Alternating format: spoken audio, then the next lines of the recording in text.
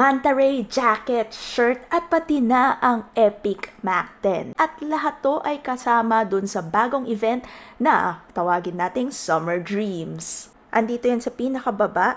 Tapos dito sa pinaka-right side, pumunta kayo dyan. Makikita nyo rin to sa events, tapos theme, tapos more. Hanggang July 21 itong event. Ngayon, itong nasa upper right, light stick, ay andito sa events, tapos sa mission, dito sa special, meron dyang Summer Dreams period mission, yung magla-login ka lang.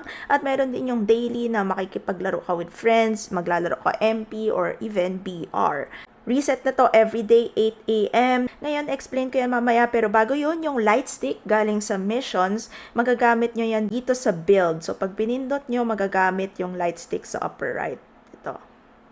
O, di ba nadagdagan din yung progress bar natin dito sa baba.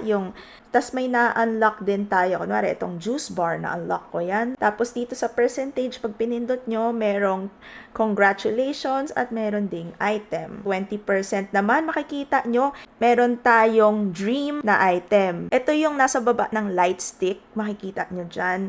Sa mail nyo makikita yung mga items na napindot natin kanina. Ayan, nadagdagan na yung nasa baba ng light stick. Yung item na yan ay gagamitin natin dito sa gitna, yung machine na yan. July 13 to 14 siya ma-unlock. And July 20 to 21 kung di nyo naabutan. Itong machine, andyan si Manta Ray, pati na yung jacket saka shirt ni Code M.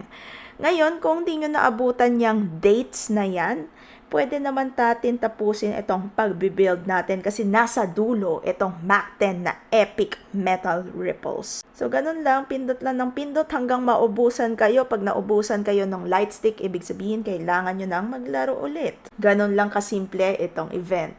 Let me know what you think and also, may Manta Ray na ba kayo o wala pa? Music.